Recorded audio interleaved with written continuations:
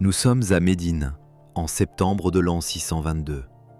Un homme descend d'un chameau, il a 49 ans, les traits tirés par 13 jours de fuite à travers le désert. Il s'appelle Muhammad, il vient de fuir la Mecque, sa vie était en danger. Les marchands de la ville voulaient le tuer. Trop de questions, trop de remises en cause, trop de menaces pour l'ordre établi. Médine l'accueille, c'est une oasis. Des palmiers, de l'eau, et quelque chose qu'il n'avait jamais vraiment connu à la Mecque, des Juifs, beaucoup de Juifs. Ce jour-là, c'est le 10e jour du mois de Tishri dans le calendrier juif. Muhammad traverse les rues de Médine. Elles sont presque vides, les commerces sont fermés, pas de bruit, pas de cris, pas de transactions. Il s'arrête, interroge un voisin. Pourquoi les rues sont-elles si calmes ? Les Juifs jeûnent aujourd'hui. Pourquoi jeûnent-ils ? C'est Yom Kippour, le jour du grand pardon, le jour où Moïse est descendu du mont Sinaï avec les nouvelles tables de la loi. Le jour où Dieu a pardonné aux enfants d'Israël le péché du veau d'or. Muhammad réfléchit un instant, puis il dit quelque chose qui changera le cours de l'histoire. Moïse a plus de droits sur moi que sur vous. Nous jeûnerons aussi. Ce jour-là, Muhammad ne savait pas qu'il venait de poser la première pierre d'une pratique qui toucherait 2 milliards d'êtres humains, 1400 ans plus tard. Il ne savait pas non plus que 2 ans après, il transformerait radicalement cette pratique.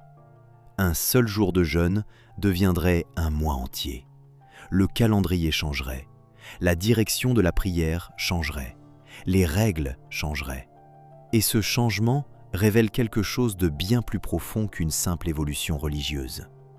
Il révèle un mécanisme que toutes les religions ont utilisé, un mécanisme qui transforme des pratiques humaines en commandements divins. Un mécanisme qui fonctionne encore aujourd'hui. Sur les musulmans qui jeûnent pendant le ramadan, sur les chrétiens qui jeûnent pendant le carême, sur vous, sur moi, sur tous ceux qui cherchent à appartenir. Aujourd'hui, nous allons décortiquer ce mécanisme. Nous allons remonter aux origines réelles du jeûne religieux. Nous allons voir comment le Ramadan a copié Yom Kippour, comment le carême a évolué de pratiques anarchiques, comment les calendriers sont devenus des outils de pouvoir, comment la psychologie du jeûne crée de la cohésion. Et nous allons découvrir quelque chose qui va peut-être vous libérer, quelque chose que les religions ne veulent pas que vous sachiez, que ce qu'elles vous vendent comme divin est en réalité profondément humain.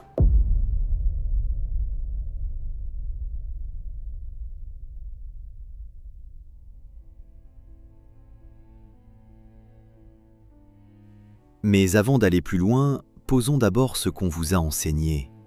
Parce que pour comprendre d'où viennent vraiment ces pratiques, il faut d'abord comprendre ce qu'elles représentent pour ceux qui les vivent. Et ce qu'elles représentent est immense. Le Ramadan, le 9e mois du calendrier musulman, le mois sacré entre tous. On vous a enseigné que c'est le mois où le Coran a été révélé au prophète Muhammad, la nuit du destin, Laylat al-Qadr, une nuit qui vaut 1000 mois. On vous a enseigné que le jeûne du Ramadan est l'un des 5 piliers de l'islam, que c'est une obligation divine, que celui qui jeûne sincèrement verra ses péchés pardonnés.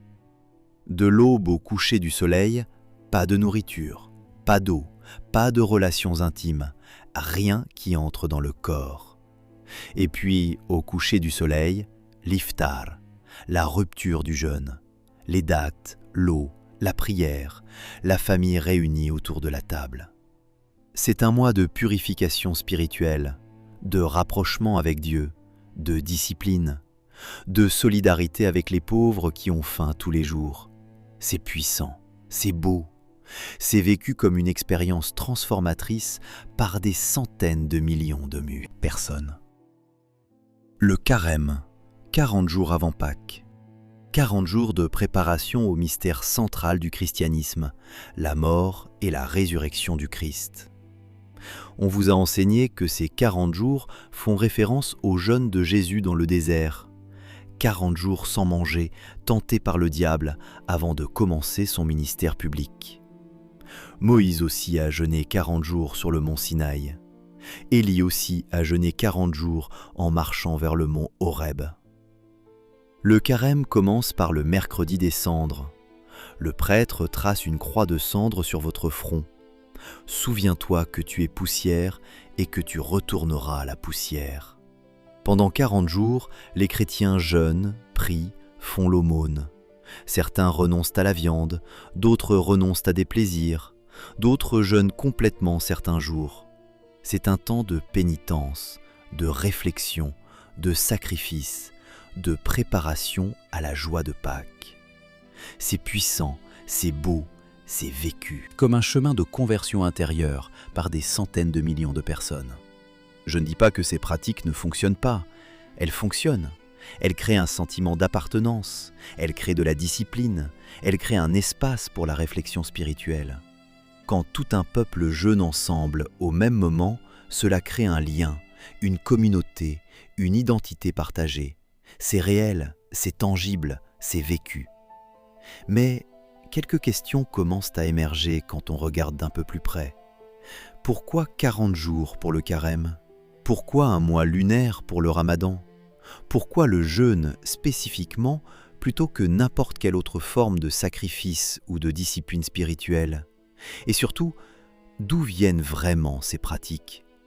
Parce que voici ce qui est étrange. Le ramadan est présenté comme une révélation divine, un commandement tombé du ciel, quelque chose que Dieu a ordonné à Muhammad. Le carême présenté comme une imitation du Christ. Quelque chose que les premiers chrétiens ont naturellement adopté pour suivre l'exemple de leur maître. Mais si c'est vrai, pourquoi le jeûne existait-il déjà avant? Pourquoi les Juifs jeûnaient-ils à Yom Kippour bien avant l'islam? Pourquoi les pratiques de jeûne étaient-elles si variées et anarchiques dans les premières communautés chrétiennes? Et pourquoi ces pratiques ont-elles changé au fil du temps, si elles étaient vraiment des commandements divins, éternels et immuables? Ces questions ne diminuent pas la valeur spirituelle que le ramadan ou le carême peuvent avoir pour ceux qui les vivent, mais elles ouvrent une porte vers quelque chose de plus profond, une porte vers les origines réelles de ces pratiques, et vers le mécanisme universel qui les sous-tend. Alors, allons-y. Commençons par le ramadan et par une rencontre qui a changé l'histoire.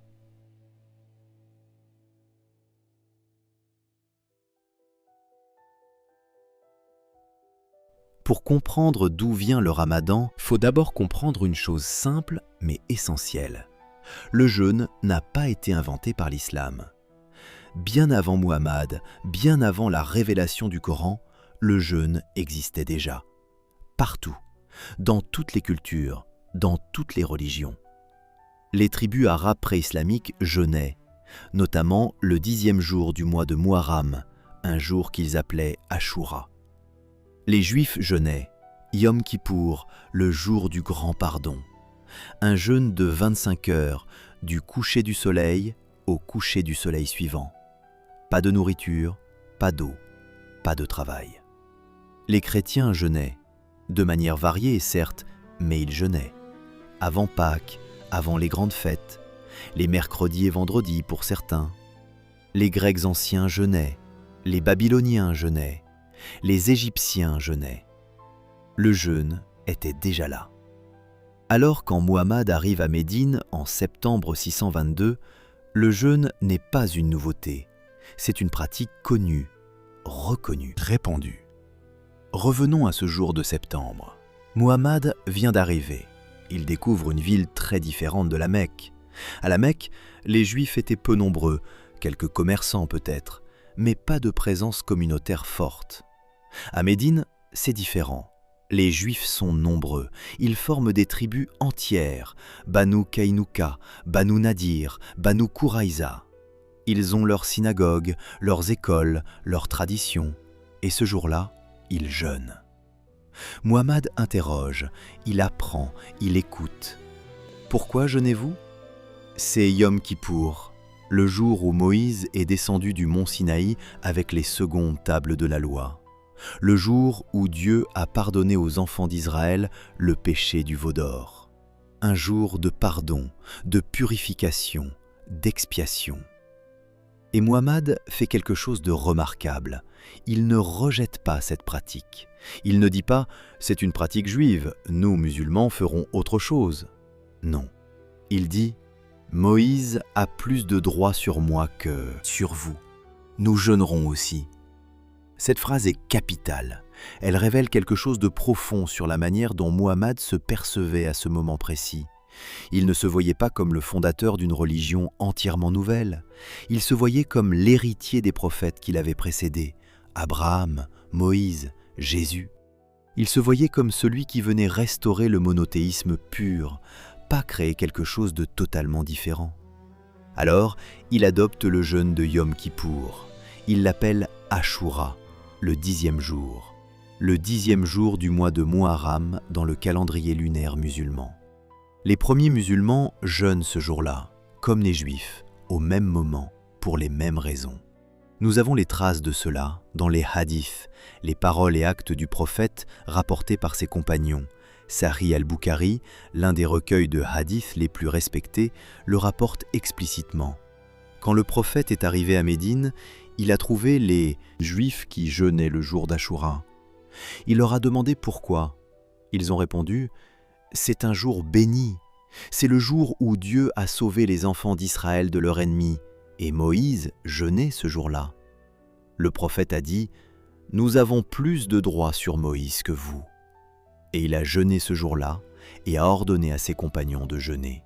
C'est documenté, vérifiable, reconnu même par les sources musulmanes.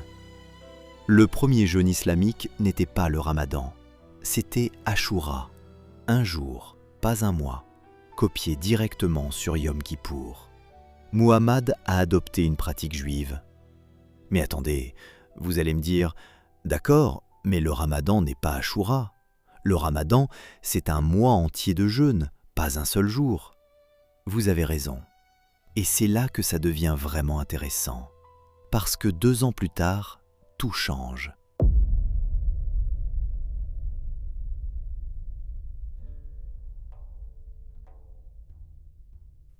Nous sommes en 624, 2 ans après l'arrivée à Médine. Beaucoup de choses se sont passées. Les relations entre Muhammad et les communautés juives de Médine se sont détériorées. Il y a eu des tensions, des désaccords théologiques, des refus de reconnaître Muhammad comme prophète. Et puis, il y a eu la bataille de Badr, la première grande bataille entre les musulmans et les Mécois. Une victoire musulmane inattendue. 100 d'hommes contre 300, et les musulmans l'emportent. C'est un tournant. Muhammad n'est plus seulement un prédicateur spirituel, il devient un chef politique, un chef militaire. Et c'est à ce moment-là que les versets sur le Ramadan sont révélés. Sourate 2, versets 183 à 187. Ces versets instituent le jeûne du mois de Ramadan, un mois entier, pas un seul jour. Mais écoutez bien comment le verset commence. Sourate 2, verset 183. « Ô vous qui croyez, le jeûne vous est prescrit comme il a été prescrit à ceux d'avant vous, afin que vous atteigniez la piété. » Lisez cette phrase encore une fois. « Comme il a été prescrit à ceux d'avant vous. » Le Coran ne dit pas « Voici une pratique nouvelle que Dieu invente pour vous. » Le Coran dit « Voici une pratique qui existait déjà, que Dieu avait déjà prescrite à d'autres avant vous. Et maintenant, il vous l'a prescrit aussi. » C'est une admission extraordinaire. Le Coran reconnaît ouvertement que le jeûne n'est pas une nouveauté islamique, que c'est une pratique préexistante, que les Juifs la pratiquaient, que les chrétiens la pratiquaient, et que maintenant, les musulmans vont aussi la pratiquer. Mais avec une différence. Ce ne sera plus un seul jour, ce sera un mois entier. Ce ne sera plus le jour de Yom Kippour, ce sera le mois de Ramadan, le 9e mois du calendrier lunaire musulman. Et ce n'est pas tout. Au même moment, d'autres changements se produisent. La direction de la prière change. Avant, les musulmans priaient en direction de Jérusalem, comme les Juifs. Maintenant, ils prient en direction de la Mecque. Les références à Moïse dans le Coran deviennent moins centrales. Les références à Abraham deviennent plus centrales. L'identité musulmane se détache progressivement de l'identité juive. Shlomo Dov Goitein, un grand historien du XXe siècle, spécialiste de l'islam et du judaïsme, a étudié ce processus en profondeur. Il est né en 1900 en Allemagne. Il a étudié l'arabe et l'hébreu. Il a vécu en Palestine, puis en Israël, puis aux États-Unis. Il a passé sa vie à étudier les textes, les manuscrits, les relations entre juifs et musulmans dans l'histoire. Et voici ce qu'il a écrit. Le passage d'Achoura à Ramadan reflète la rupture entre Muhammad et les Juifs de Médine. L'islam ne rejette pas le jeûne, au contraire, il le réapproprie. Il le transforme en marqueur identitaire distinct. Ce n'est plus « nous jeûnons comme les Juifs », c'est « nous jeûnons selon notre propre calendrier, notre propre rythme, notre propre manière ». Vous voyez le pattern ? Étape 1. Adopter une pratique qui existe déjà. Étape 2. La modifier pour créer une différence. Étape 3. La déclarer commandement divin. Étape 4. Oublier progressivement les origines. Aujourd'hui, si vous demandez à un musulman d'où vient le Ramadan, il vous dira « c'est un commandement de Dieu révélé dans le Coran ». Ce qui est vrai. Mais ce qui est aussi vrai, c'est que ce commandement s'inscrit dans une continuité, qu'il emprunte, qu'il adapte, qu'il transforme. Et je ne dis pas cela pour diminuer la valeur spirituelle du Ramadan. Je le dis pour révéler le mécanisme. Parce que ce mécanisme ne s'arrête pas au Ramadan. Vous allez le voir à l'œuvre partout, dans le carême, dans les rituels, dans les prières, dans les fêtes. Partout. Les religions ne créent pas ex nihilo.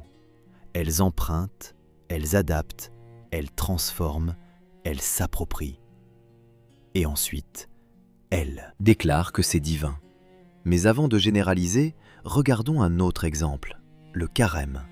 Parce que si le Ramadan a une origine documentée et claire, le carême, lui, a une histoire beaucoup plus floue, beaucoup plus complexe et beaucoup plus révélatrice du chaos qui précède l'institutionnalisation. Le carême a une histoire très différente du Ramadan. Pas d'origine claire, pas de moment précis, pas de révélation documentée. Plutôt une évolution lente, chaotique, sur plusieurs siècles. Mais le résultat final est le même, une pratique humaine transformée en institution religieuse. Commençons par ce que nous savons. Le carême, tel qu'il existe aujourd'hui, 40 jours de jeûne avant Pâques, n'a pas toujours existé. Dans les premiers siècles du christianisme, les pratiques de jeûne avant Pâques étaient extrêmement variées, et nous avons des témoignages de cela. Irénée de Lyon, évêque, théologien, né vers 130 après Jésus-Christ, mort vers 200.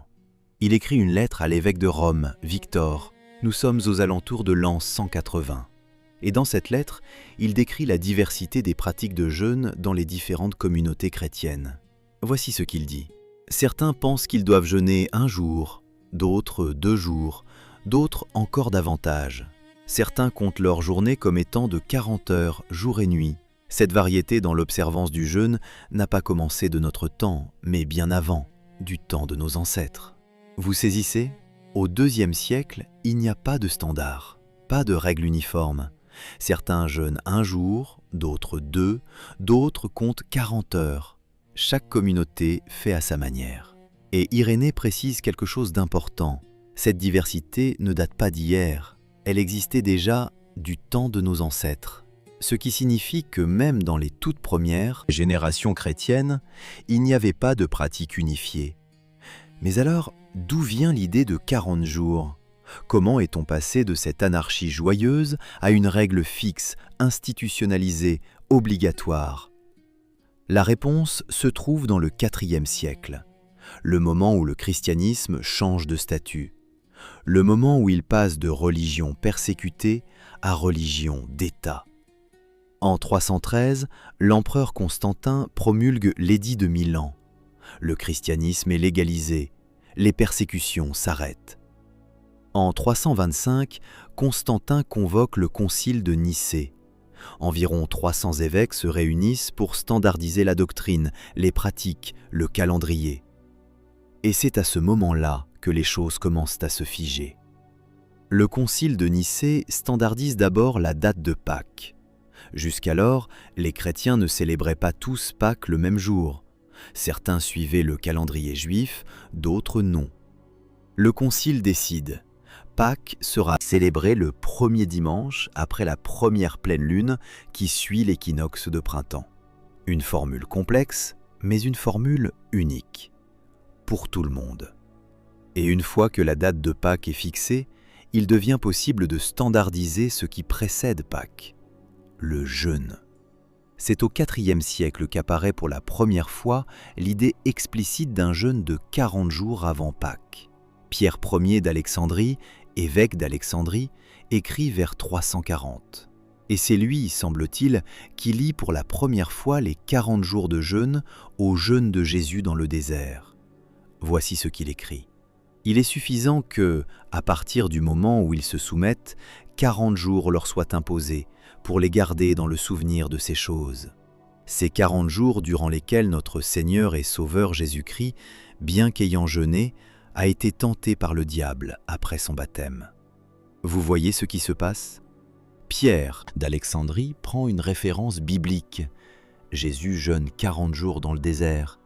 Et il en fait la justification théologique d'une pratique qui, jusque-là, était anarchique et variable. C'est une rationalisation a posteriori. Mais la standardisation ne s'arrête pas là. En 601, le pape Grégoire Ier, qu'on appelle Grégoire le Grand, fixe définitivement le début du carême. Il calcule 40 jours avant Pâques en excluant les dimanches. Pourquoi exclure les dimanches ? Parce que les dimanches sont des jours de fête, des jours où on célèbre la résurrection. On ne jeûne pas le dimanche. Donc, 46 jours moins 6 dimanches égale 40 jours. C'est mathématiquement élégant, symboliquement parfait. Et progressivement, cette pratique se répand dans tout le monde chrétien. Au 7e siècle, le carême de 40 jours est devenu la norme. Au Moyen-Âge, les règles deviennent de plus en plus strictes. Un seul repas par jour. Pas de viande, pas de produits laitiers, pas d'œufs. Puis, au fil des siècles, les règles s'assouplissent un peu. Mais le cadre reste, 40 jours avant Pâques. Vous voyez le pattern ? Le même que pour le Ramadan, mais avec une temporalité différente. Le Ramadan, copié rapidement, transformé en 2 ans, standardisé par une autorité centrale. Le carême, évolution lente sur plusieurs siècles, multiples pratiques locales, puis standardisation progressive par l'Église. Mais dans les 2 cas, le résultat est identique. Une pratique humaine devient un commandement religieux. Une discipline sociale devient une obligation spirituelle. Un outil de cohésion communautaire devient un pilier de la foi. Et maintenant, explorons un autre aspect de ce mécanisme, un aspect que beaucoup de gens ne voient pas, le calendrier. Parce que le Ramadan et le carême ne se contentent pas d'imposer un jeûne, ils imposent aussi un temps, un moment précis, un rythme, un calendrier, et ce calendrier n'est jamais neutre. Commençons par le Ramadan. Le calendrier islamique est un calendrier purement lunaire, 12 mois lunaires. Chaque mois commence à la nouvelle lune. Chaque mois dure environ 29 ou 30 jours. Le problème, c'est qu'une année lunaire dure environ 354 jours, 11 jours de moins qu'une année solaire. Résultat, le Ramadan recule de 11 jours chaque année. Cette année, il tombe en mars. L'année prochaine, il tombera en février, puis en janvier, puis en décembre, et ainsi de suite, jusqu'à faire le tour complet du calendrier solaire en environ 33 ans. Conséquence, Le Ramadan n'est jamais ancré dans une saison. Parfois, c'est l'été, chaleur accablante, journée longue, 13, 14, 15 heures de jeûne. Parfois, c'est l'hiver, froid, journée courte, 9, 10 heures de jeûne. Et ça, c'est voulu. Parce qu'un calendrier lunaire, qui ne se synchronise jamais avec les saisons, crée quelque chose de très puissant. Il crée une double temporalité. Vous vivez dans 2 temps en même temps. Le temps civil, le temps du travail, de l'école, des vacances d'été, de Noël, du Nouvel An. Et le temps religieux, le temps du Ramadan, de l'Aïd, du calendrier hégirien. Ces 2 temps ne se synchronisent jamais. Vous ne pouvez jamais dire « le Ramadan, c'est toujours en été ». Vous ne pouvez jamais associer le Ramadan à une saison, à un temps de l'année. Et cette non-synchronisation a un effet psychologique profond. Elle maintient la religion constamment présente dans votre conscience. Vous ne pouvez pas oublier. Vous ne pouvez pas anticiper selon les habitudes saisonnières. Chaque année, le Ramadan revient à un moment différent. Il vous surprend, il bouleverse votre routine. Mircea Eliade, historien des religions roumain, a écrit sur ce concept au milieu du XXe siècle. Il l'appelait la distinction entre temps sacré et temps profane. Le temps profane, c'est le temps ordinaire, linéaire, prévisible, le temps du calendrier civil. Le temps sacré, c'est le temps religieux, cyclique, répétitif, mais détaché du rythme naturel des saisons. Et quand vous vivez dans ces 2 temps simultanément, quelque chose se produit. Vous n'appartenez jamais totalement au monde profane, parce qu'il y a toujours ce calendrier religieux qui tourne en arrière-plan, qui vous rappelle que vous êtes aussi membre d'une autre communauté, d'un autre rythme, d'une autre temporalité. C'est puissant, c'est très, très puissant. Maintenant, regardons le carême. Le carême, lui, suit le calendrier solaire. Il est fixé par rapport à Pâques. Et Pâques est fixé par rapport à l'équinoxe de printemps. Premier dimanche après la première pleine lune après l'équinoxe de printemps. Résultat, le carême tombe toujours au même moment de l'année. Fin de l'hiver, début du printemps. Toujours. Et ça aussi, c'est voulu. Parce qu'un calendrier solaire ancré dans les saisons crée quelque chose de différent, mais tout aussi puissant. Il synchronise la religion avec les cycles naturels. Pensez-y, fin de l'hiver, les réserves de nourriture de l'automne précédent commencent à s'épuiser, les greniers se vident, le nouveau printemps n'a pas encore produit de récolte. C'est la période de l'année où, historiquement, les gens mangeaient moins, pas par choix spirituel, par nécessité. Et le carême tombe exactement à ce moment-là. Il transforme une privation saisonnière en discipline spirituelle. Ce n'est pas un hasard. Beaucoup de fêtes chrétiennes sont synchronisées avec les anciens cycles agricoles païens. Noël, fin décembre, au moment du solstice d'hiver, le retour de la lumière. Pâques, au printemps, le renouveau de la nature. La Toussaint, début novembre, la fin des récoltes, le début de l'hiver, le moment où on pense aux morts. Le christianisme a fait quelque chose de brillant. Il a pris les cycles naturels que les gens vivaient déjà et il les a baptisés, il les a sacralisés. Vous jeûniez de toute façon à la fin de l'hiver parce que vous n'aviez plus grand-chose à manger ? Très bien. Maintenant, appelez ça le carême. Dites que c'est pour imiter Jésus et ça devient sacré. 2 stratégies différentes. Le calendrier lunaire détache la religion des saisons. Il crée une temporalité religieuse autonome qui ne dépend pas du monde naturel. Le calendrier solaire ancre la religion dans les saisons. Il sanctifie les cycles naturels, il les transforme en temps sacré. Mais dans les 2 cas, le résultat est le même. Celui qui contrôle le calendrier contrôle la société. Vous croyez que c'est une exagération ? Regardez l'histoire. Jules César, 46 avant Jésus-Christ. Il réforme le calendrier romain. Il crée le calendrier julien.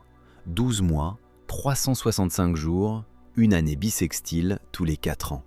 Ce calendrier porte son nom, Jules, juillet, Et son successeur, Auguste, aura aussi son mois, Auguste, août.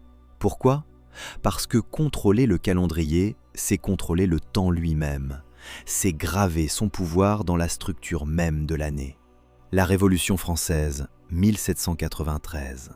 Les révolutionnaires abolissent le calendrier grégorien.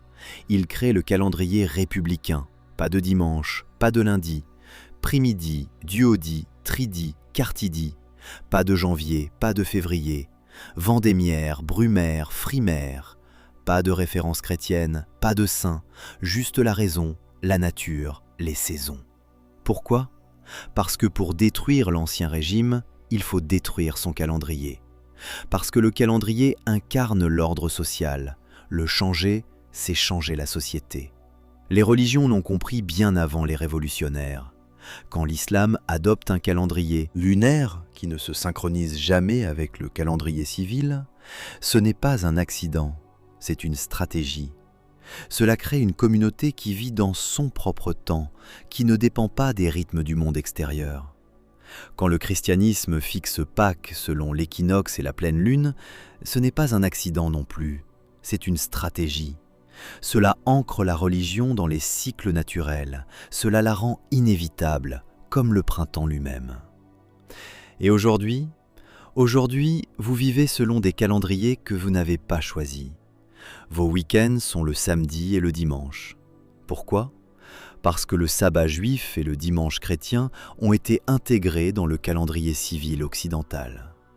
Vos vacances sont en juillet-août. Pourquoi ? Parce que c'était le rythme agricole de l'Europe. Vous ne cultivez plus, mais le calendrier est resté. Vos jours fériés sont Noël, Pâques, l'Ascension, la Pentecôte. Pourquoi ? Parce que le calendrier chrétien a façonné le calendrier civil. Le calendrier n'est jamais neutre, c'est toujours un outil de pouvoir. Et le ramadan lunaire et le carême solaire sont deux exemples parfaits de la manière dont les religions utilisent le temps pour façonner les esprits. Mais il y a encore une dimension à explorer, une dimension plus profonde. Pourquoi le jeûne, spécifiquement, fonctionne-t-il aussi bien ? Pourquoi crée-t-il autant de cohésion, autant de dévotion, autant d'attachement ? Pour répondre à cette question, il faut plonger dans la psychologie, dans les mécanismes qui opèrent dans votre cerveau quand vous jeûnez. Si vous commencez à voir que le calendrier est bien plus qu'un simple outil pratique, que c'est un outil de pouvoir qui façonne la manière dont vous vivez le temps, partagez cette vidéo. D'autres personnes ont besoin de voir ça.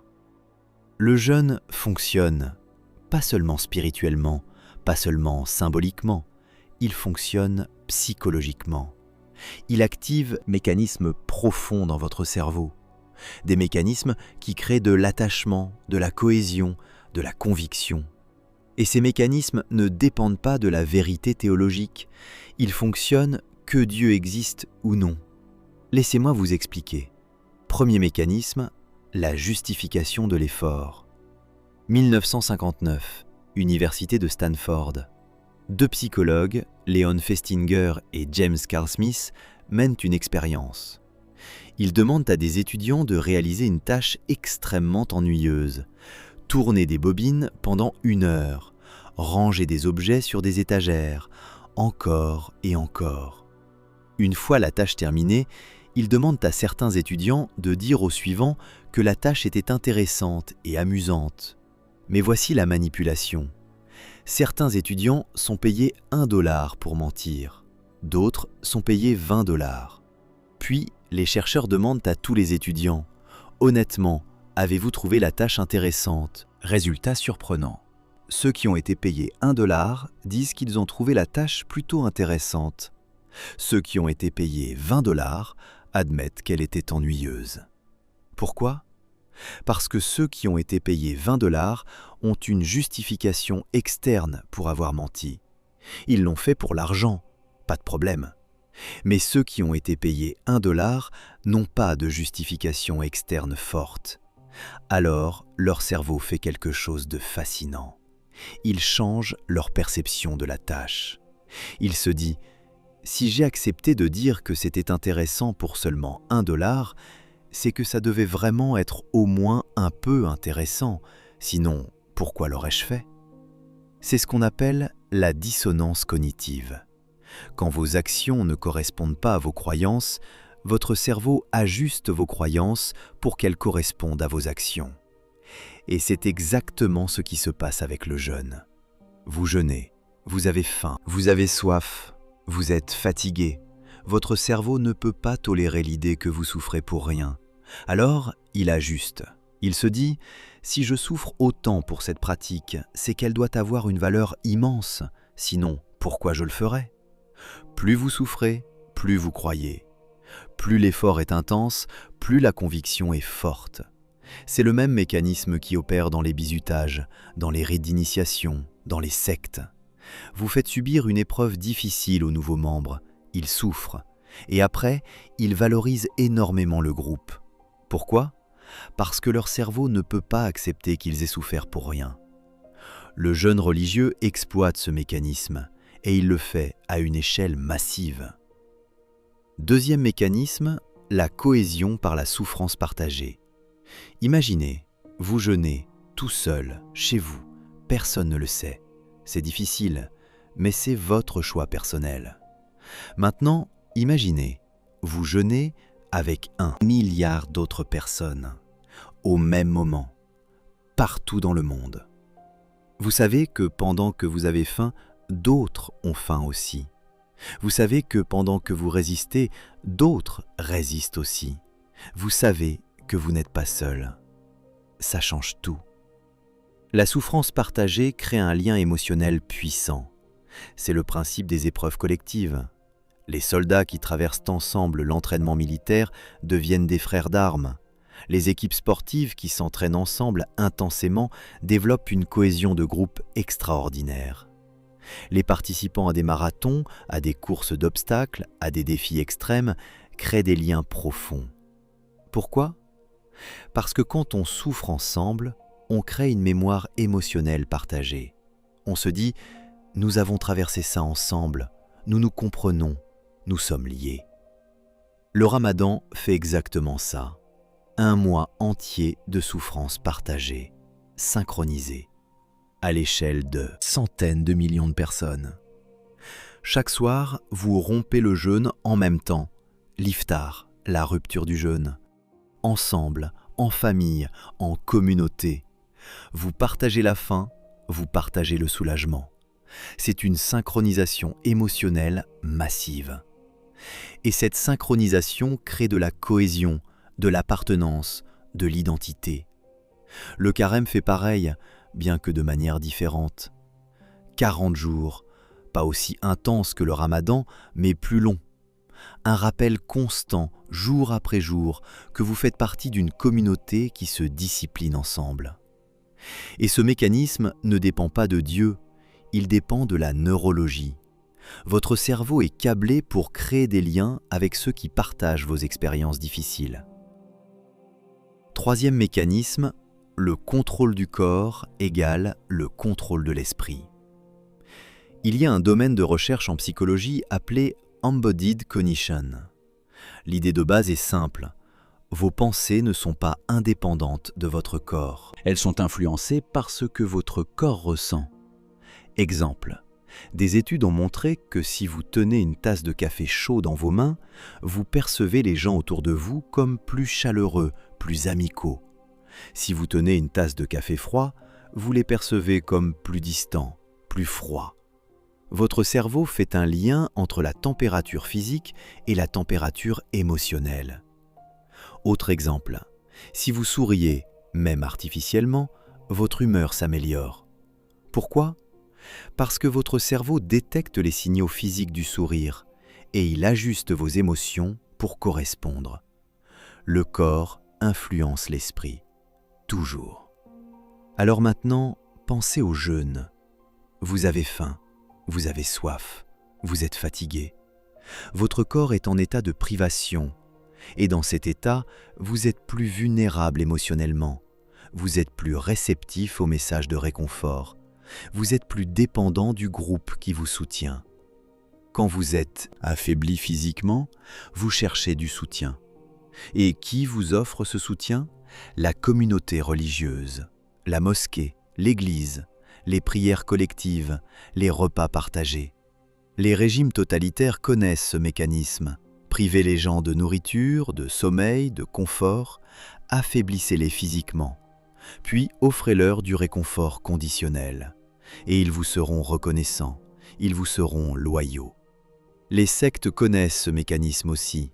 Jeûnes prolongés, privation de sommeil, régimes alimentaires restrictifs, puis amour conditionnel, acceptation conditionnelle, et les membres deviennent dépendants. Les religions ont utilisé ce mécanisme bien avant les sectes et les régimes. Le jeûne affaiblit le corps, et quand le corps est affaibli, l'esprit cherche du réconfort. Vous offrez ce réconfort dans un cadre religieux, et les gens associent la religion au soulagement, au soutien, à la communauté.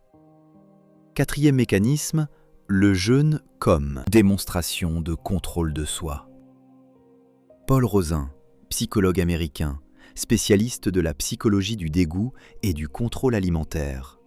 Il a passé sa carrière à étudier pourquoi les humains ont des réactions si fortes à la nourriture. Et voici ce qu'il a découvert. Tous les animaux mangent, mais seuls les humains choisissent de ne pas manger certaines choses qui sont à la fois nutritives et disponibles. Un lion ne se dit pas « je ne vais pas manger cette gazelle parce qu'elle n'est pas halal ». Un ours ne se dit pas « je vais jeûner pendant le carême ». Mais les humains, oui. Les humains créent des règles alimentaires, des tabous, des interdictions, des jeûnes. Pourquoi ? Parce que contrôler ce qu'on mange, c'est démontrer qu'on contrôle ses pulsions. C'est une manière de dire « je ne suis pas esclave de mes besoins biologiques, je suis au-dessus de ça ». Et dans une société, celui qui démontre le plus de contrôle de soi gagne en statut social.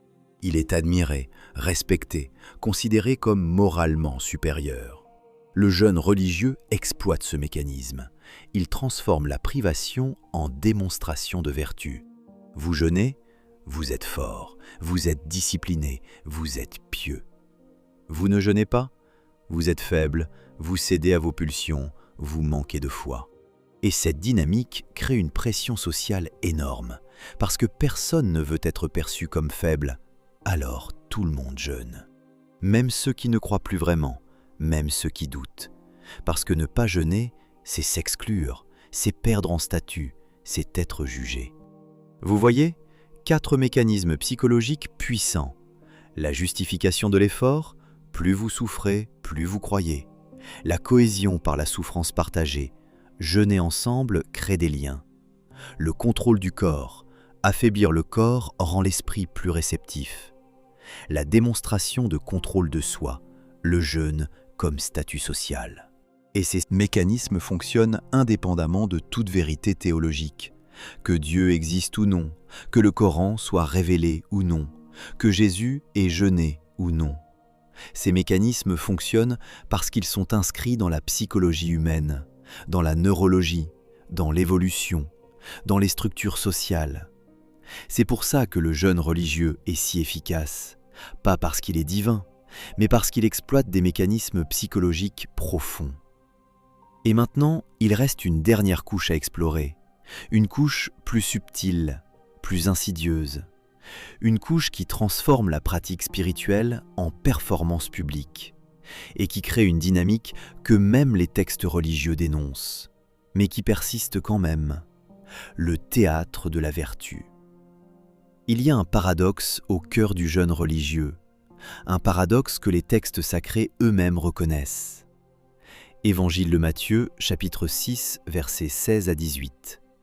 Jésus parle, il enseigne à ses adeux. Disciples, comment jeûner ? Et voici ce qu'il dit. Lorsque vous jeûnez, ne prenez pas un air sombre comme les hypocrites qui se rendent le visage tout défait pour montrer aux hommes qu'ils jeûnent. Je vous le dis en vérité, ils reçoivent leur récompense. Mais toi, quand tu jeûnes, parfume ta tête et lave ton visage, afin de ne pas montrer aux hommes que tu jeûnes, mais à ton Père qui est là dans le lieu secret. Le message est limpide. Le jeûne doit être privé, discret, invisible. Jeûner pour être vu c'est de l'hypocrisie. La vraie piété ne cherche pas les regards. Le Coran dit quelque chose de similaire. Sourate 2, verset 184, qui parle du Ramadan, mentionne la discrétion. Les commentateurs musulmans insistent « Le jeûne est entre vous et Dieu, pas entre vous et les autres ». Alors, voici le paradoxe. Les textes recommandent la discrétion, mais la pratique crée exactement l'inverse. Parce que le Ramadan et le carême ne sont pas des pratiques privées. Ce sont des pratiques publiques, collectives, visibles. Pendant le Ramadan, tout le monde sait qui jeûne et qui ne jeûne pas. Les restaurants sont fermés pendant la journée dans beaucoup de pays musulmans. Manger en public pendant le Ramadan peut être mal vu, parfois même puni par la loi. Les iftars, les repas de rupture du jeûne, sont des événements sociaux, en famille, en communauté, à la mosquée. On se voit jeûner, on se surveille. Pendant le carême, c'est similaire. Le mercredi des cendres, vous portez une croix de cendre sur le front. Tout le monde peut voir que vous avez été à l'église. Les vendredis de carême, beaucoup de catholiques ne mangent pas de viande. Les restaurants le savent, les cafétérias scolaires le savent, tout le monde le sait. Historiquement, les moines rivalisaient d'ascèse. Certains vivaient sur des piliers, d'autres jeûnaient des semaines entières, d'autres se flagellaient. Et tout le monde savait qui était le plus pieux. Le jeûne, en théorie, est privé. Le jeûne, en pratique, est un théâtre. Et ce théâtre crée quelque chose d'inévitable. La compétition. Léon Festinger encore, le même psychologue qui a étudié la dissonance cognitive, il a aussi développé une autre théorie, la théorie de la comparaison sociale. L'idée est simple, nous évaluons notre valeur en nous comparant aux autres. Nous voulons savoir, suis-je bon? Suis-je intelligent? Suis-je vertueux? Et pour répondre à ces questions, nous regardons autour de nous, nous nous comparons. Quand le jeûne devient une pratique collective et visible, il devient automatiquement un terrain de comparaison. Qui jeûne le plus strictement? Qui souffre le plus? Qui montre le plus de dévotion? Et cette comparaison crée une dynamique prévisible, la surenchère. Vous jeûnez un jour? Je jeûne 2 jours. Vous jeûnez le Ramadan? Je jeûne aussi les lundis et jeudis tout au long de l'année. Vous renoncez à la viande pendant le carême? Je renonce à la viande, aux œufs, aux produits laitiers et je ne mange qu'un repas par jour. Pourquoi? Parce que personne ne veut être perçu comme moins pieux que les autres. Personne ne veut être celui qui fait le minimum. Personne ne veut être jugé. Alors, on surenchérit, on en fait plus, on souffre plus, on montre plus. Et cette surenchère génère 2 choses, de l'anxiété et de l'hypocrisie. L'anxiété parce que vous ne savez jamais si vous en faites assez. Il y a toujours quelqu'un qui fait plus que vous, toujours quelqu'un qui est plus strict, plus rigoureux, plus dévoué. Et ça crée une pression constante. Est-ce que je suis assez bon? Est-ce que je jeûne correctement? Est-ce que Dieu est satisfait? Est-ce que les autres me respectent? Et l'hypocrisie, parce que vos motivations se mélangent. Vous jeûnez pour Dieu ou vous jeûnez pour ne pas être jugé? Vous priez par dévotion ou vous priez parce que les autres vous regardent? Et le pire, c'est que vous ne savez même plus vous-même. Parce que les motivations internes et externes se confondent. Vous faites les gestes, mais pourquoi exactement? C'est ce que Jésus dénonçait quand il parlait des hypocrites qui se défigurent le visage pour montrer qu'ils jeûnent. C'est exactement ce mécanisme. Mais voici ce qui est fascinant. Ce mécanisme n'existe pas seulement dans le jeûne religieux, il existe partout. Aujourd'hui, on appelle ça le virtue signaling, l'affichage public de vertu. Les réseaux sociaux en sont remplis. Les gens affichent leurs bonnes actions, leurs engagements, leurs valeurs.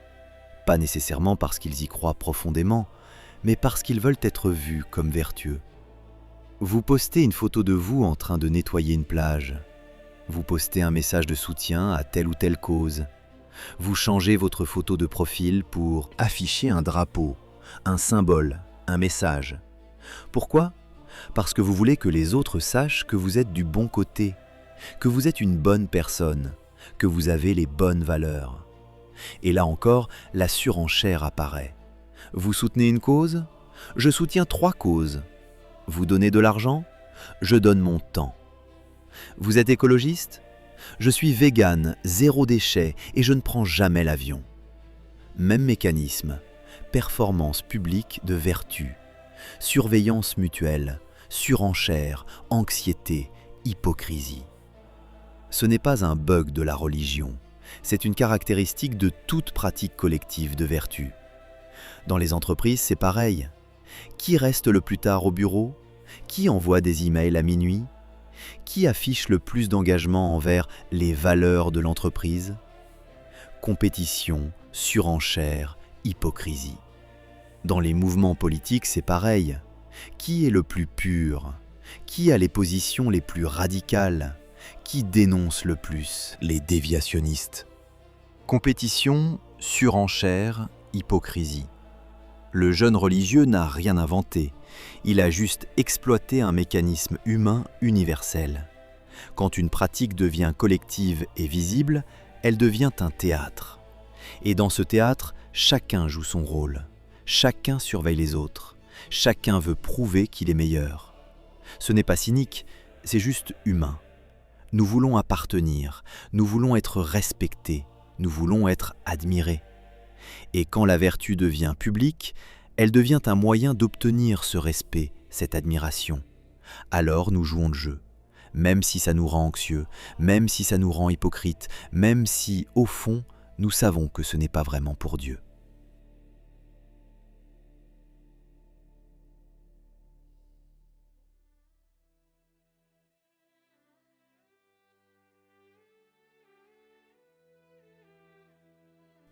Et voilà, 5 couches. Les origines, le ramadan copie Yom Kippour, le carême évolue de pratiques anarchiques.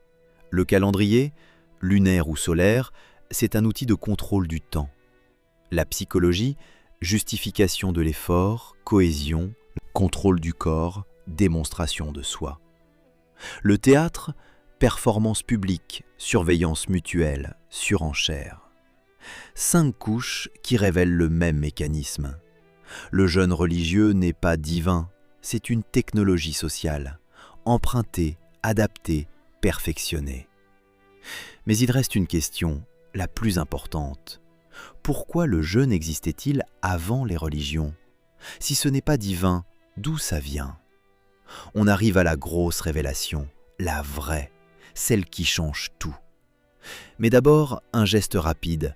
Likez cette vidéo, ça aide l'algorithme à montrer ce genre de contenu à ceux qui en ont besoin. Arrêtez-vous un instant, respirez.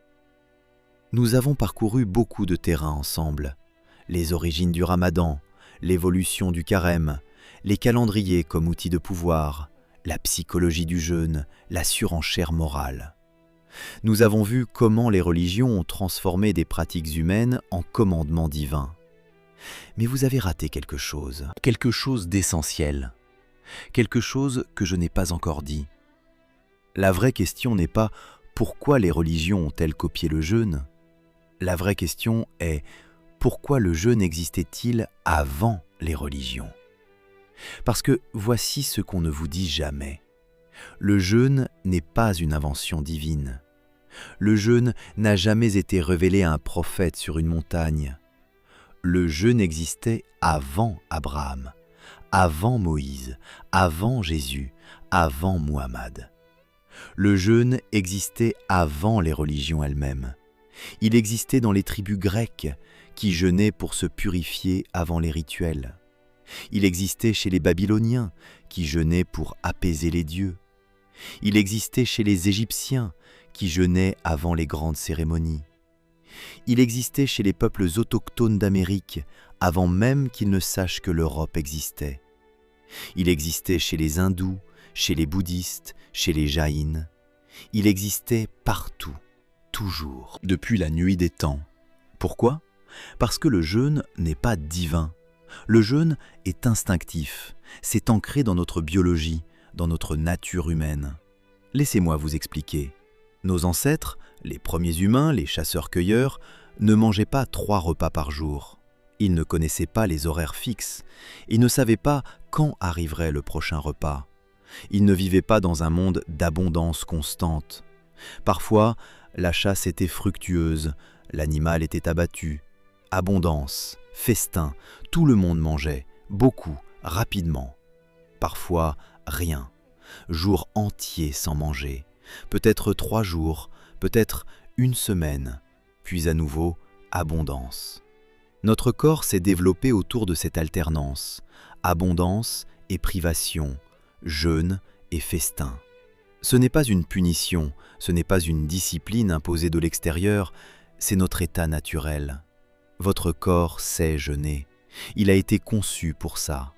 Il stocke de l'énergie sous forme de graisse, précisément pour les périodes où la nourriture manque. Il active des mécanismes de nettoyage cellulaire quand vous ne mangez pas, l'autophagie, le recyclage des cellules endommagées. Il ajuste son métabolisme, il économise l'énergie, il s'adapte. Ce n'est pas magique, ce n'est pas divin, c'est biologique. Le jeûne fait partie de vous, de votre ADN, de votre histoire évolutive. Vos ancêtres ont jeûné pendant des dizaines de milliers d'années, pas parce qu'un prophète leur a dit de le faire, pas parce qu'un texte sacré le commandait, mais parce que c'était naturel, parce que les circonstances l'imposaient, parce que le corps le demandait.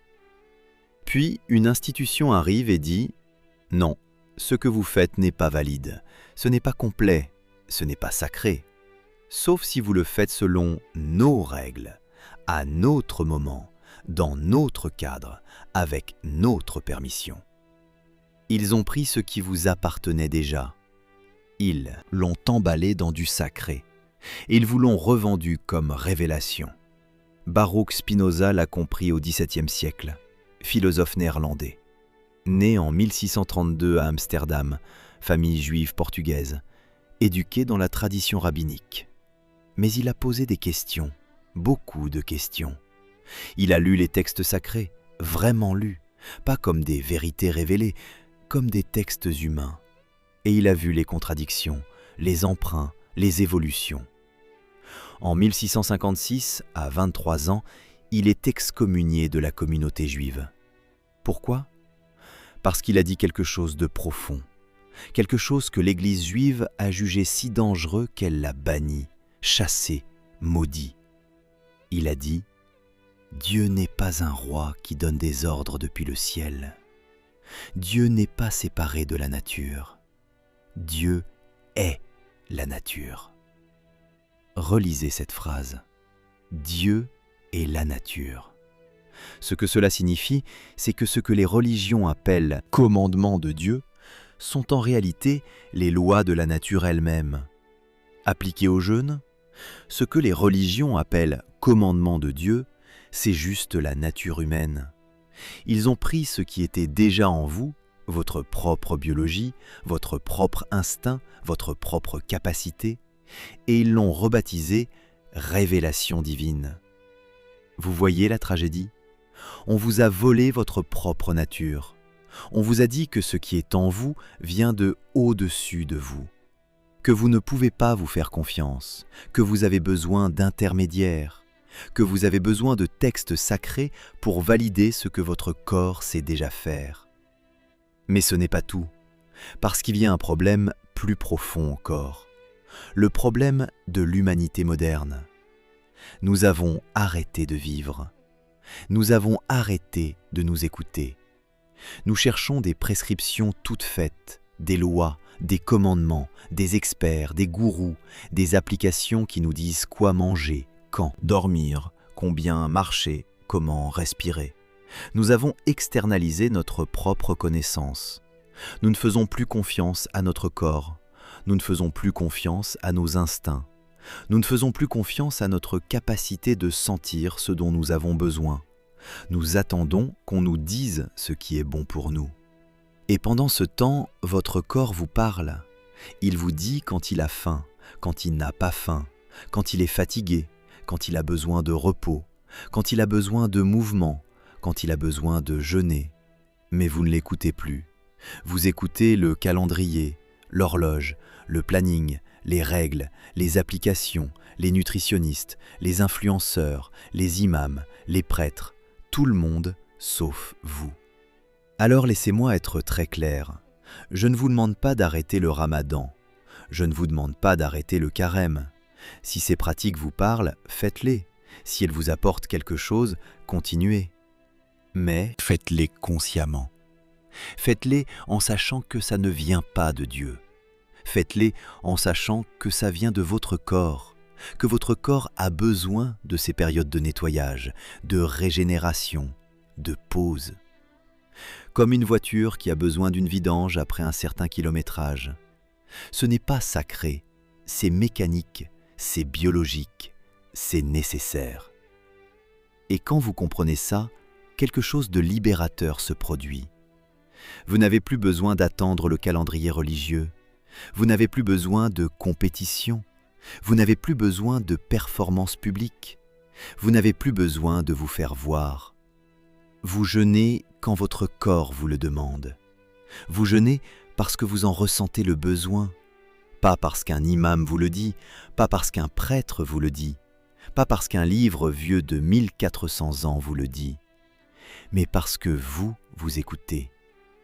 Ça vous détache du sacré, ça vous détache de la compétition, ça vous détache de la surveillance mutuelle, et ça vous permet de vivre pleinement votre vie. Mais voici ce qui empêche la plupart des gens de le faire. La peur d'essayer, la peur d'échouer. Et si je jeûne au mauvais moment? Et si je fais une erreur? Et si mon corps ne réagit pas comme il devrait?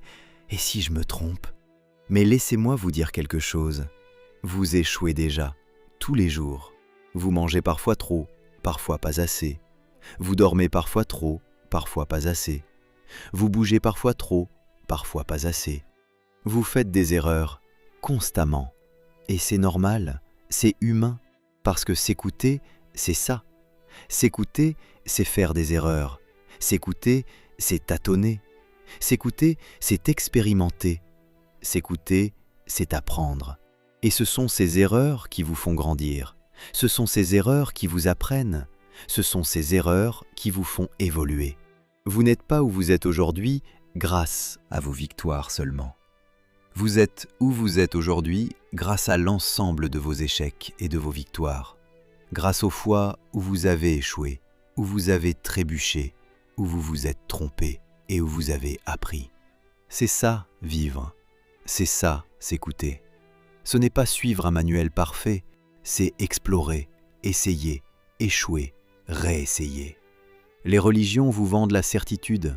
Fais ça à ce moment précis, de cette manière précise, et tu seras sauvé. Mais la vie n'est pas comme ça. La vie est incertaine, chaotique, imprévisible. Et c'est magnifique, parce que c'est dans l'incertitude que vous apprenez, c'est dans le chaos que vous grandissez, c'est dans l'imprévisible que vous découvrez qui vous êtes vraiment. Alors, voici la libération. Vous n'avez jamais eu besoin de permission.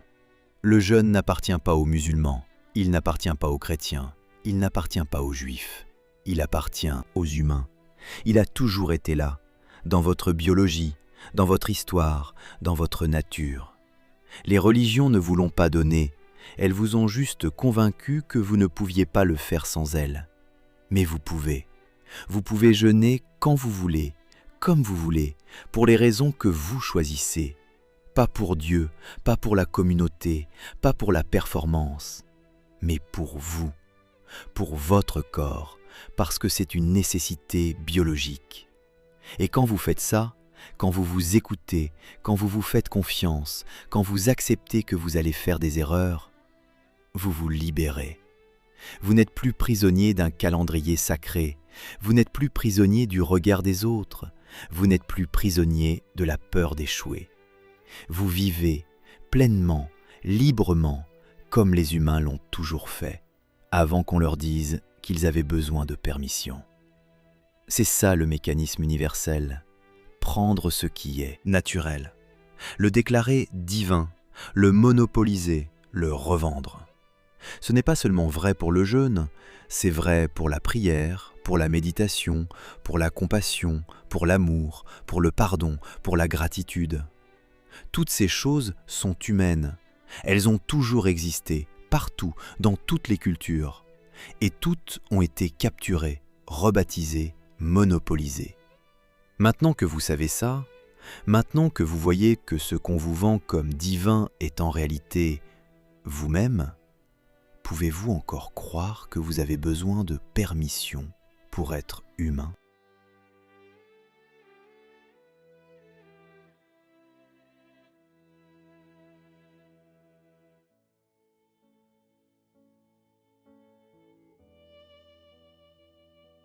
Revenons à vous, à votre vie, à ce que vous reconnaissez.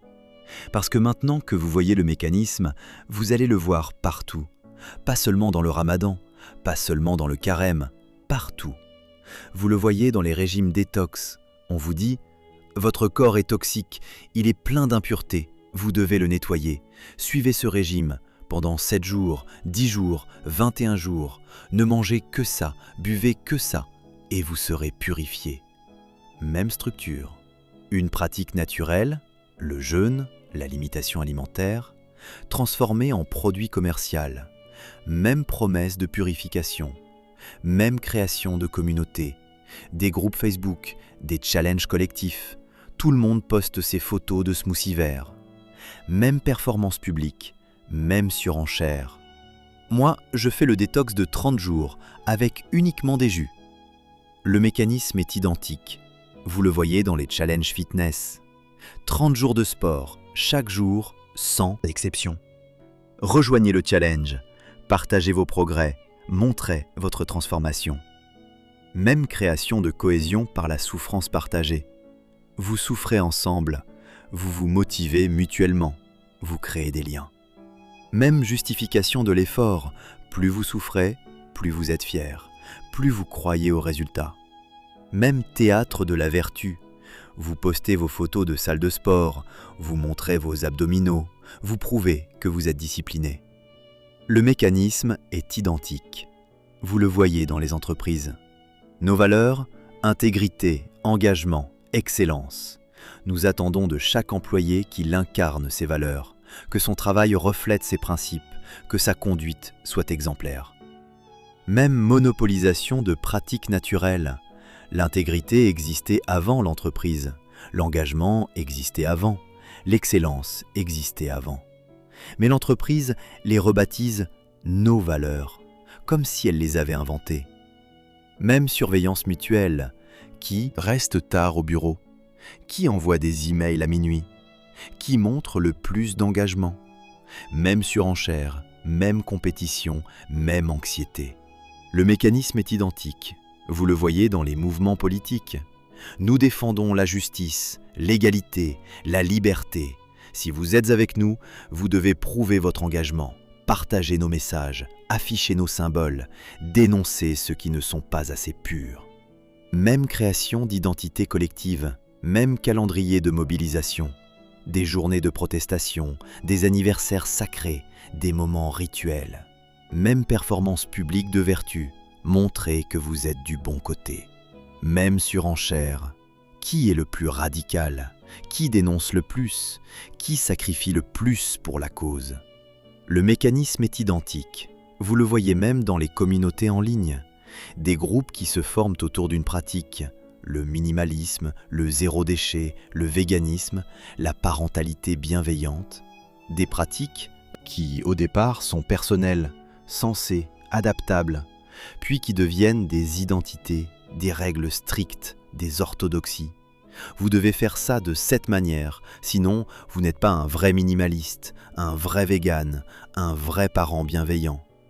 Surveillance mutuelle, surenchère, jugement. Le mécanisme est identique. Et voici ce que vous devez comprendre. Ce mécanisme n'est pas mauvais en soi. Les pratiques collectives peuvent être belles, elles peuvent créer du lien, elles peuvent vous aider à grandir. Le ramadan aide des millions de personnes à se discipliner, à réfléchir, à se connecter à quelque chose de plus grand. Le carême aide des millions de personnes à se préparer spirituellement, à sacrifier, à se recentrer.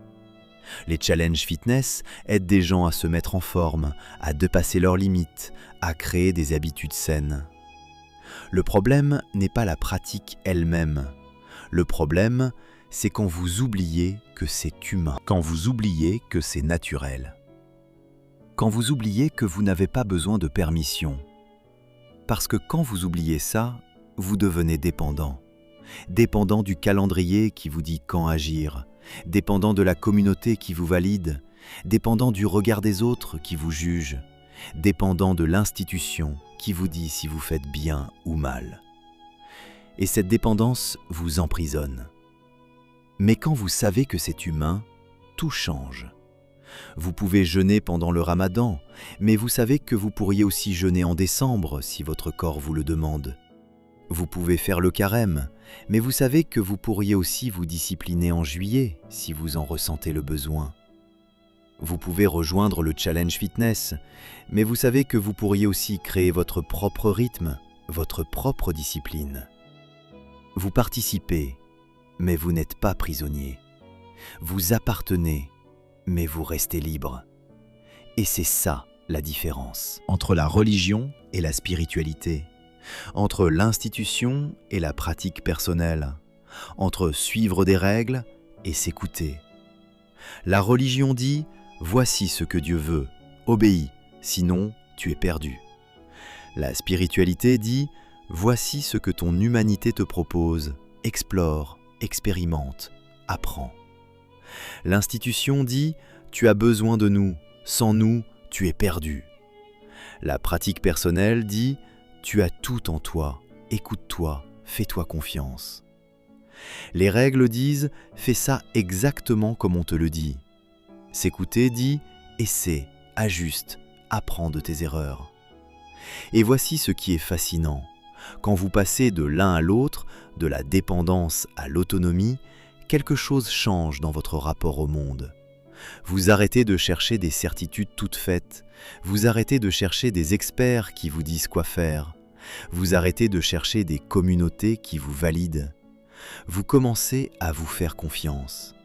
Pas parce que vous êtes arrogant, pas parce que vous pensez tout savoir, mais parce que vous comprenez que personne ne connaît votre corps mieux que vous. Personne ne connaît vos besoins mieux que vous. Personne ne peut vivre votre vie à votre place. Et oui, vous allez faire des erreurs, beaucoup d'erreurs. Mais ces erreurs seront vos erreurs, pas les erreurs de quelqu'un d'autre que vous avez suivi aveuglément. Et de ces erreurs, vous apprendrez, vous grandirez, vous évoluerez. C'est ça, vivre.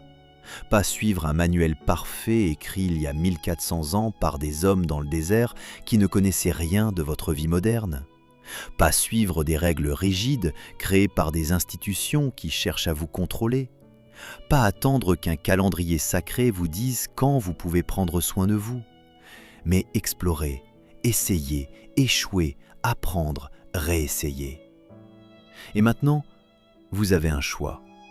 Vous pouvez continuer à vivre selon les calendriers des autres, calendriers religieux, les calendriers commerciaux, les calendriers sociaux.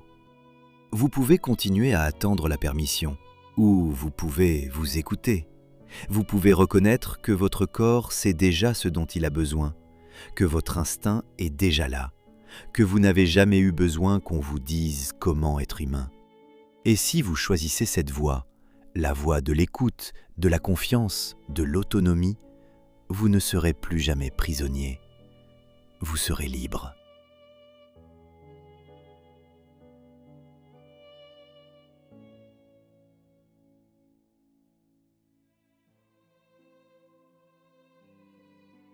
Vous venez de passer plus d'1 heure à décortiquer un mécanisme vieux de milliers d'années.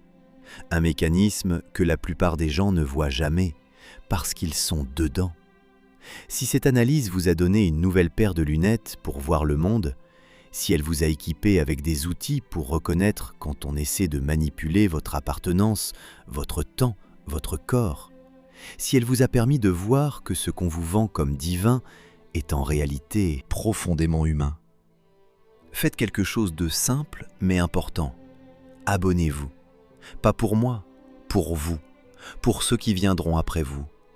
Parce que ce genre de connaissances, voir les mécanismes derrière les croyances, comprendre comment les institutions transforment le naturel en sacré, reconnaître quand on vous vole votre propre nature, c'est un héritage. Vos enfants vont grandir dans un monde de plus en plus sophistiqué dans sa façon de manipuler, de contrôler, de formater les esprits. Les algorithmes savent ce que vous voulez voir avant même que vous le sachiez. Les deepfakes peuvent mettre n'importe quel mot dans n'importe quelle bouche. Les mythes se créent et se propagent en quelques heures, devenant vérité avant même d'être vérifiés. Les institutions, religieuses, commerciales, politiques, deviennent de plus en plus habiles à capturer vos instincts naturels et à vous les revendre comme des produits.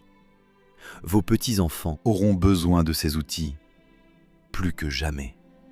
Ils auront besoin de savoir reconnaître quand quelqu'un prend ce qui est naturel et le déclare sacré, quand quelqu'un monopolise une pratique humaine et exige une permission, quand quelqu'un crée un calendrier pour contrôler leur temps, quand quelqu'un exploite leurs besoins d'appartenance pour les enfermer dans une identité.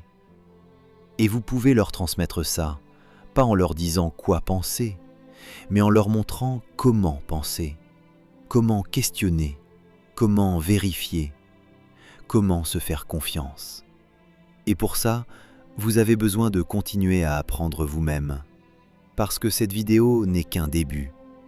Il y a des dizaines d'autres mécanismes à explorer, des dizaines d'autres croyances à déconstruire, des dizaines d'autres vérités cachées à révéler. Et c'est ce que fait cette chaîne. Chaque vidéo est une enquête, une plongée en profondeur, une révélation d'un mécanisme universel. Pas pour vous dire quoi croire, mais pour vous donner les outils pour décider vous-même.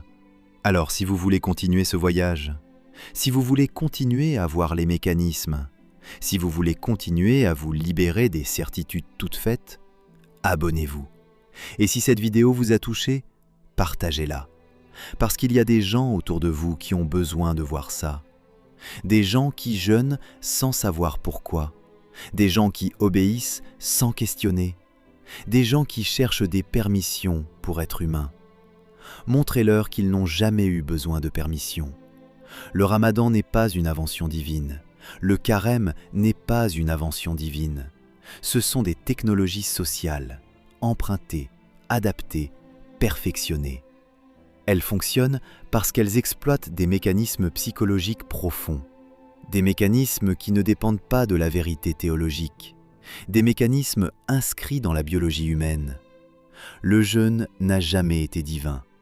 Il a toujours été humain, instinctif, naturel, nécessaire. Et vous n'avez jamais eu besoin de permission pour être humain. Les religions ont pris ce qui était déjà en vous, votre propre nature, vos propres instincts, vos propres capacités, et elles l'ont rebaptisé « révélation ». Elles ont transformé le naturel en sacré. Elles ont monopolisé ce qui appartenait à tous. Mais maintenant, vous savez, maintenant vous voyez le mécanisme. Et une fois que vous voyez comment la machine fonctionne, une fois que vous comprenez que ce qu'on vous vend comme divin est en réalité vous-même, pouvez-vous encore croire que vous avez besoin de permission pour vivre pleinement ?